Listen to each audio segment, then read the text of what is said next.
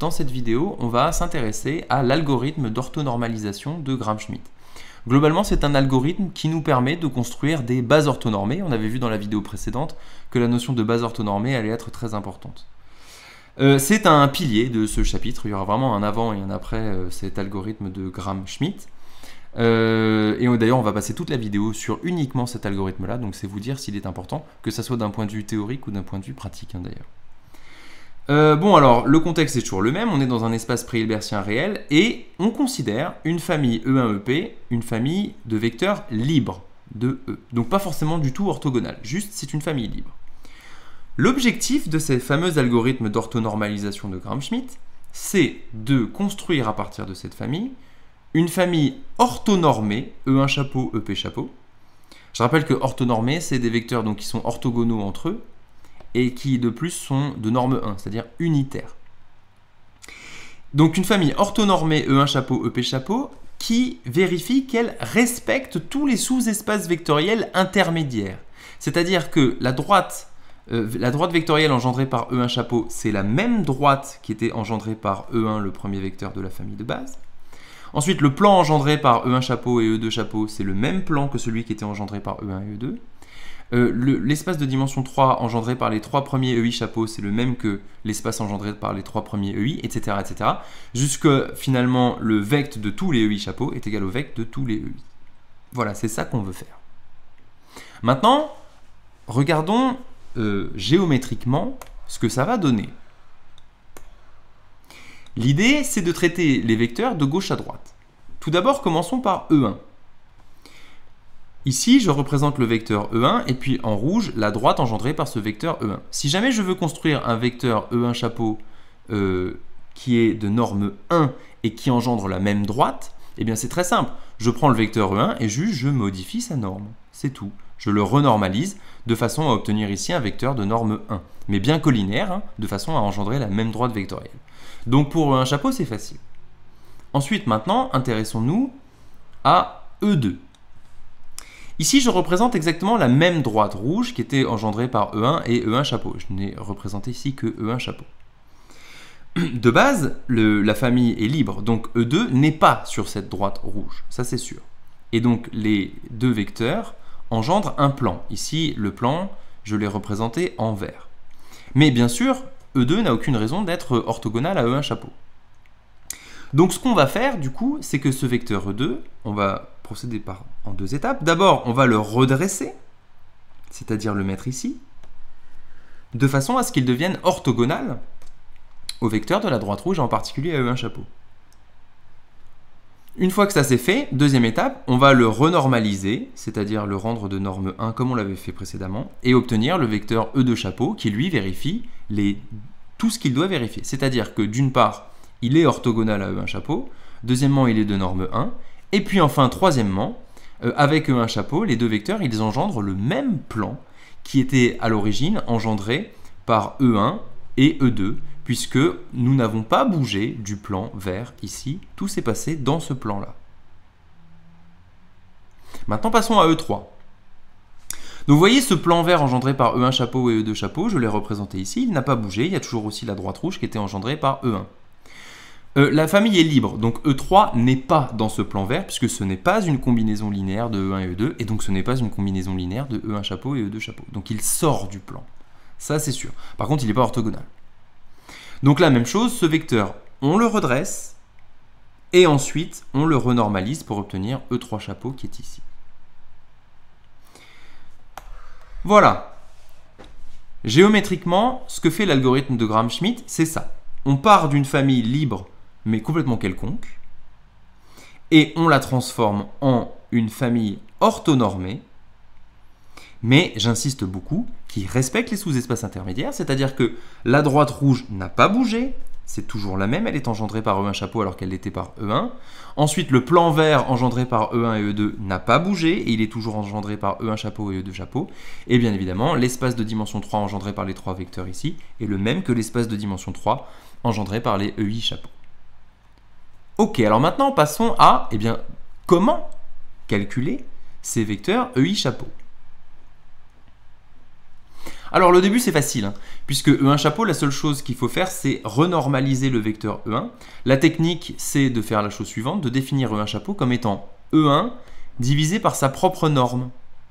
Si on fait ça, en fait, forcément ça va être de norme 1, puisque E1 chapeau, vous voyez, si je regarde la norme de E1 chapeau, bah, c'est la norme de E1 sur la norme de E1, et bah, ça fait 1. Donc ça c'est une technique qui marche à chaque fois pour normaliser un vecteur, on le divise par sa propre norme. On obtient donc un vecteur qui est collinéaire au premier vecteur et de norme 1. Bon, la difficulté, elle arrive pour E2 et la construction de E2 chapeau.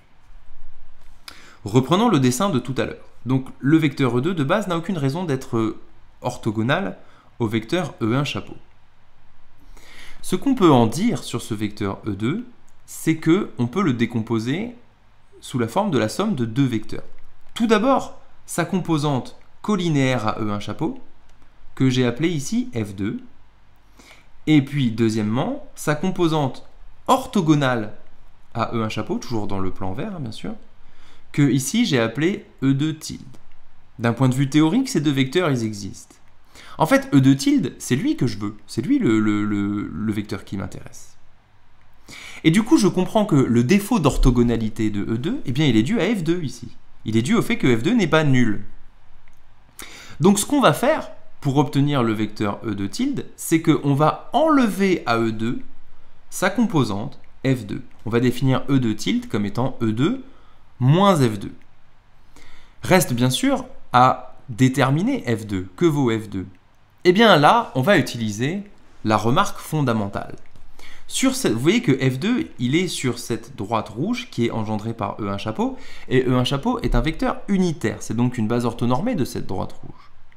Du coup, d'après la remarque fondamentale sur les bases orthonormées, ce vecteur F2, qui est donc la composante de E2 selon E1 chapeau, eh bien, c'est le produit scalaire E2 scalaire E1 chapeau porté par E1 chapeau.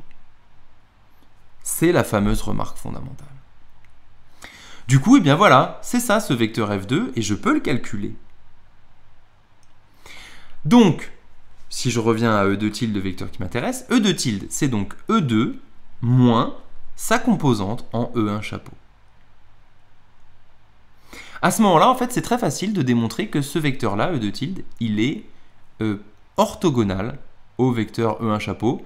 Ça peut être fait en 2 secondes. Hein. Regardez, vous faites ça, scalaire E1 chapeau, et ben ça donne E2 scalaire E1 chapeau moins E2 scalaire E1 chapeau fois 1, et ben ça donne 0. Du coup, ce vecteur E2 tilde, eh ben, il est orthogonal et il ne reste plus qu'à le normaliser, c'est-à-dire de définir E2 chapeau, le vecteur final, qui est E2 tilde sur sa norme. Et c'est gagné, on a construit E2 chapeau, donc là ça va être un vecteur qui va être ici, là, E2 chapeau, juste de norme 1. Maintenant passons à E3. Donc même chose, E3 sort du plan engendré par E1 chapeau et E2 chapeau, ça c'est sûr, et je peux le décomposer sous la forme de deux vecteurs. Un premier vecteur F3 qui est sa composante dans le vecte des deux premiers vecteurs E1 chapeau et E2 chapeau. Et deuxièmement, un vecteur qui est orthogonal à ce plan, E3 tilde. Encore une fois, E3 tilde, ça va être E3 moins F3, et F3, c'est E3 scalaire E1 chapeau porté par E1 chapeau, plus E3 scalaire E2 chapeau porté par E2 chapeau, toujours d'après cette fameuse remarque fondamentale. Donc voilà comment on définit E3 tilde. C'est E3 auquel j'enlève ses composantes selon E1 chapeau et E2 chapeau. Et à ce moment-là, j'obtiens un vecteur qui est orthogonal à E1 chapeau et E2 chapeau. Et je n'ai plus qu'à le normaliser en posant définitivement E3 chapeau égale E3 tilde divisé par sa norme. Bon, et on comprend qu'on va pouvoir ensuite poursuivre cet algorithme pour les vecteurs suivants. On est maintenant mûr pour regarder l'algorithme dans le cas général. Algorithme de Gram-Schmidt. On construit par récurrence la famille E1 chapeau, EP chapeau de la façon suivante. Donc le premier, E1 chapeau, c'est juste une normalisation de E1. Et puis ensuite, pour tout cas appartenant à un P-1, si jamais on a déjà construit les premiers vecteurs, jusqu'à EK chapeau, alors le suivant, EK plus 1 chapeau, on le définit en deux étapes. Tout d'abord, on pose EK plus 1 tilde qui est égal au vecteur EK plus 1 auquel on enlève ses composantes en EI chapeau, en tous les EI chapeaux, E1 chapeau jusqu'à EK chapeau, donc les vecteurs qui ont déjà été construits. À ce moment-là, on obtient un vecteur qui est orthogonal à tous ces premiers vecteurs construits. Et le plus dur est fait, à ce moment-là, il ne reste plus qu'à normaliser ce vecteur en posant EK plus 1 chapeau est égal à ce vecteur divisé par sa norme. Voilà, c'est ça l'algorithme de Gram-Schmidt. Alors, maintenant, théorème. Cet algorithme et du coup la famille qu'il permet de construire vérifie bien l'objectif initial. C'est-à-dire que cette famille est orthonormée. Et puis deuxièmement, tous les sous-espaces intermédiaires, les vecteurs de E1 chapeau jusqu'à EK chapeau, sont égaux aux espaces intermédiaires initiaux, c'est-à-dire ceux qui étaient sur les EI. Et ça c'est valable pour tout cas.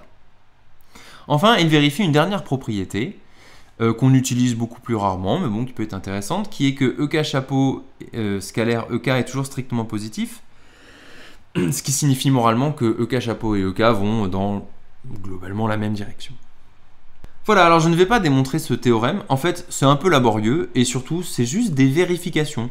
Vérifier que les trois propriétés sont vraies, ça se fait par récurrence. À chaque étape, en fait, on vérifie que EK plus 1 tilde, qui est défini de cette manière-là, est bien orthogonal à tous les EI chapeaux précédents. Ça c'est un calcul en fait, c'est pas très compliqué. Ensuite on vérifie l'égalité de ces deux vecteurs, ça peut se faire par double inclusion et c'est pas très compliqué. Et on vérifie cette condition-là, ça c'est un calcul.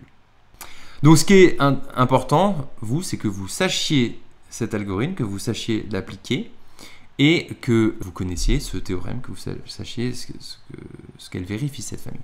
En fait, l'algorithme, il a un triple intérêt.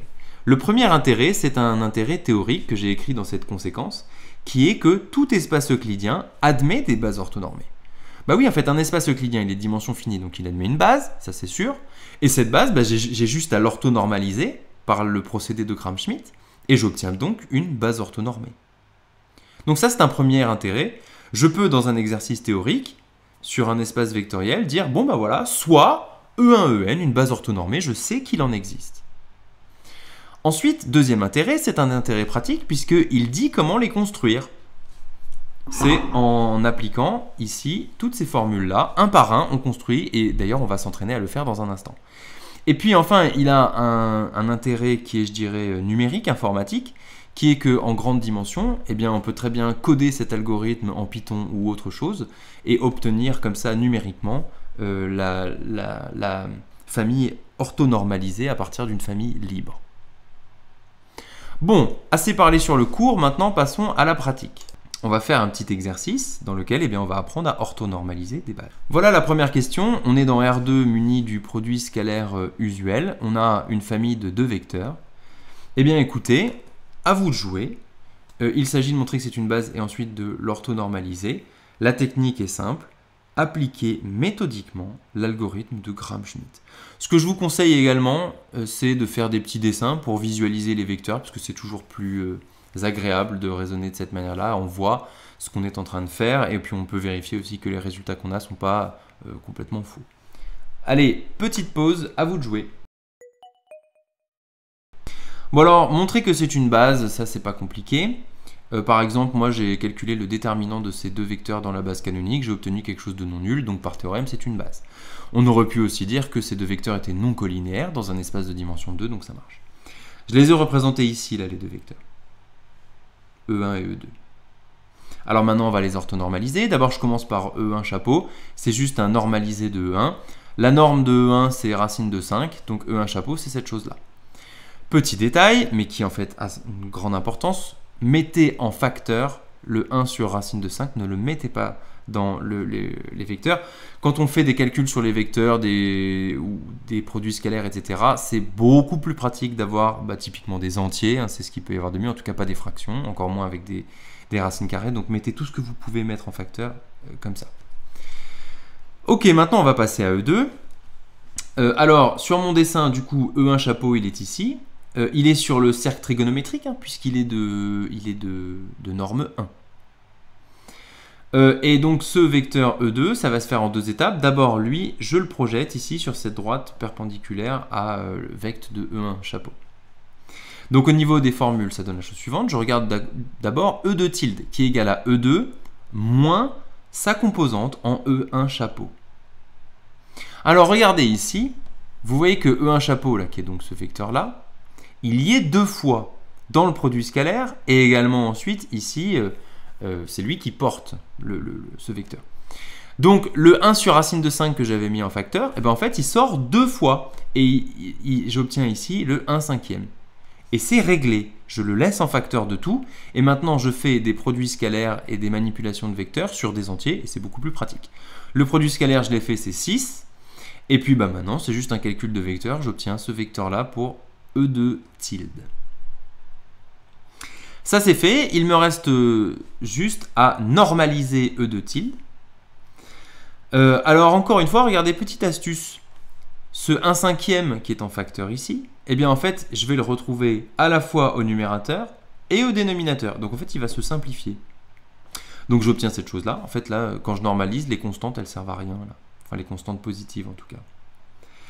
D'ailleurs, de nouveau ici, je peux tout factoriser par 2, que ce soit au numérateur ou au dénominateur, et j'obtiens ça. Vous voyez que j'ai très largement simplifié mon calcul. Maintenant, bah, la norme au dénominateur, c'est racine de 5, donc j'obtiens finalement ce vecteur-là pour E2 chapeau. Voilà, j'étais parti de cette famille de vecteurs, et j'ai obtenu cette famille de vecteurs-là, qui est une base orthonormée de R2. Bon alors là j'ai fait la méthode voilà, normale, la méthode scolaire. Il se trouve que dans R2 on peut être un peu plus futé. Regardez, en fait, globalement, ce que je veux c'est obtenir un vecteur qui est orthogonal à E1. Si jamais j'ai un vecteur qui est orthogonal à E1, alors c'est gagné parce qu'en fait j'aurais juste à normaliser les deux vecteurs. Or dans R2, obtenir un vecteur orthogonal à un autre vecteur c'est très facile. Regardez, un vecteur orthogonal à E1, le vecteur de 1, bah, il suffit de bricoler et de prendre bah, moins 1, 2. Parce que vous voyez, si je fais le produit scalaire, ça me donne 2 fois moins 1, moins 2, plus 2, donc ça fait 0. De manière générale, regardez mon encadré vert là. Un vecteur qui est orthogonal à n'importe quel vecteur AB, bah, c'est juste moins B, A. Ça va toujours marcher, parce que ça va donner moins AB plus AB égale à 0. Ou alors aussi B moins A, ça marche aussi ça. Donc voilà, ce vecteur-là, U2, je sais qu'il est orthogonal à E1. Sur le dessin, ça donne ça. E1, il est là, et U2, il est là. Donc c'est gagné. La seule chose que j'ai à faire maintenant, c'est juste de normaliser ces deux vecteurs, et c'est ce que j'ai fait ici, et j'ai obtenu, bah, sans surprise, le même résultat que ce que j'avais obtenu par l'algorithme de Gram-Schmidt. Bon, on verra que dans R2 et dans R3, il y a souvent en fait, des petites astuces qui permettent d'aller plus vite. Allez, passons maintenant à la question suivante. Cette fois-ci, on va se placer dans un espace de polynôme R2 crochet X, qui est donc un espace de dimension 3. Et on le munit du produit scalaire suivant, qui à PQ associe l'intégrale entre 0 et 1 de la fonction polynomiale P fois Q. On a vu dans le cours que cette chose définissait bien un produit scalaire. La question est orthonormaliser la base canonique. Alors du coup, on va la poser, on va dire que E1 c'est 1, E2 c'est X et E3 c'est X2. Bon, c'est tout de suite beaucoup plus exotique parce qu'on est dans un espace de polynôme. Mais en fait, j'aimerais vous convaincre avec cet exemple que justement, ça ne change rien. C'est-à-dire que l'algorithme qu'on a posé, c'est un algorithme qui, dans ses formules, marche pour n'importe quel espace euclidien. Donc, contentez-vous d'appliquer rigoureusement cet algorithme. Faites attention, les calculs sont un petit peu casse-gueule, c'est facile de se tromper. Donc moi, ce que je vous conseille, c'est vraiment de compartimenter les calculs, de calculer un produit scalaire dans un coin, une norme dans un coin, et c'est de cette manière-là qu'on obtient les bons résultats. Je vais faire une première pause, je vous demande d'orthonormaliser les deux premiers vecteurs E1 et E2, et ensuite on fera le point à ce moment-là, et on fera une nouvelle pause pour le traitement du troisième vecteur E3. Bon, allez, ça commence de manière facile, puisque E1 chapeau, c'est juste E1 divisé par la norme de E1. Or, la norme de E1, alors, plutôt que de calculer la norme de 1, je préfère calculer la norme au carré. Comme ça, je n'ai pas de racine carrée. Vous voyez? La racine, je la mettrai à la toute fin et ça ira très bien. Moi, je vous conseille de faire ça en fait. Calculer plutôt des normes au carré. Mais bon. Donc, c'est 1 scalaire 1. Or, ça, bah, par définition, c'est l'intégrale entre 0 et 1 de 1. Et bah, ça fait 1. Donc du coup, en fait, ce vecteur E1, bah, il était déjà unitaire. Donc on peut poser E1 chapeau égale à E1 égale 1. Voilà, c'est réglé. Il n'y avait rien à faire. Allez, maintenant passons à la construction de E2 chapeau. Tout d'abord, j'applique la formule. E2 tilde, c'est E2 moins sa composante en E1 chapeau. Maintenant, si je remplace tout, bah, ça me donne x moins cette chose-là, avec ici un produit scalaire x scalaire 1. Je le calcule. Par définition, c'est cette intégrale-là. Et cette intégrale, elle vaut 1 demi.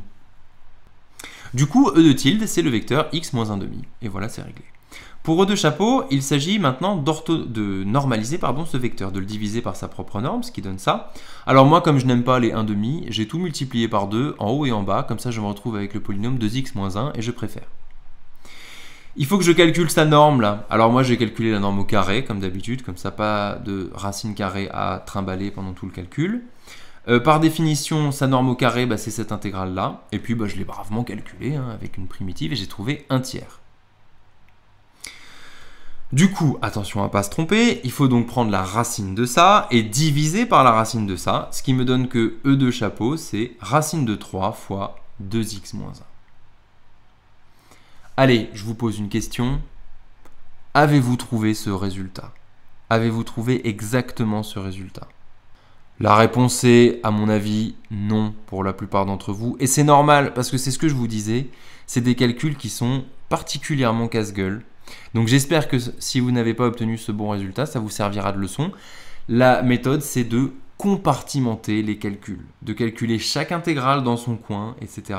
et d'appliquer chacune des formules d'abord de façon formelle, avec les E1, E2, machin, portés par E1 chapeau, etc. et ensuite de remplacer en faisant les calculs. Allez, nouvelle petite pause, à vous de traiter le vecteur E3. Je vous le dis, c'est pas évident, c'est un beau défi, essayez d'obtenir le bon résultat.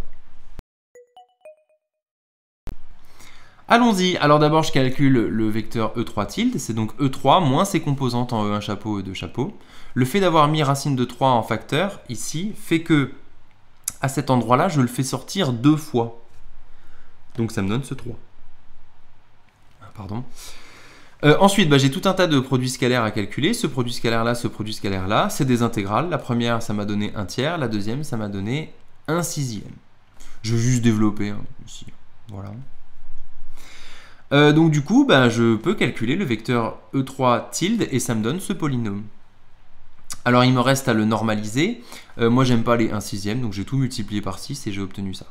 Reste quand même à calculer du coup la norme qui est au dénominateur ici. Alors moi plutôt sa norme au carré.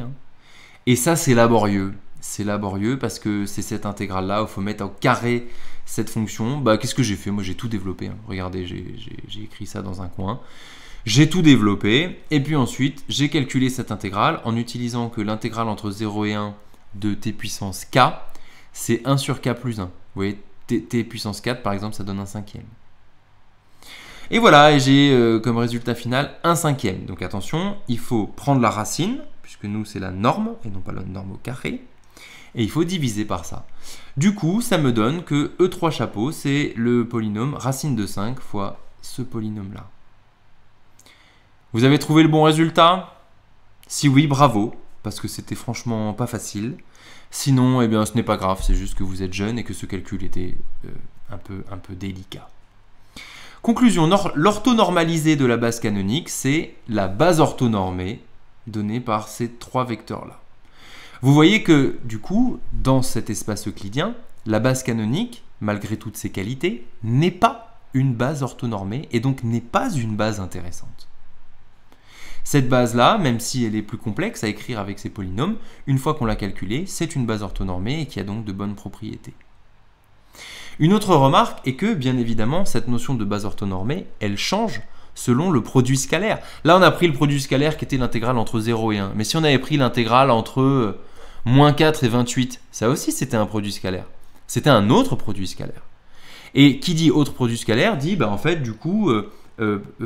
autre résultat lorsqu'on fait des calculs de produits scalaires et donc autre notion d'orthogonalité. Deux vecteurs qui sont orthogonaux selon un produit scalaire ne le sont pas forcément selon un autre produit scalaire. Donc la notion même d'orthogonalité et donc de base orthonormée change selon le produit scalaire qu'on a choisi sur l'espace vectoriel qu'on considère. Voilà, ça termine cette vidéo. Dans la prochaine vidéo, on s'intéressera à l'orthogonale non pas de vecteurs, mais de sous-espaces vectoriels.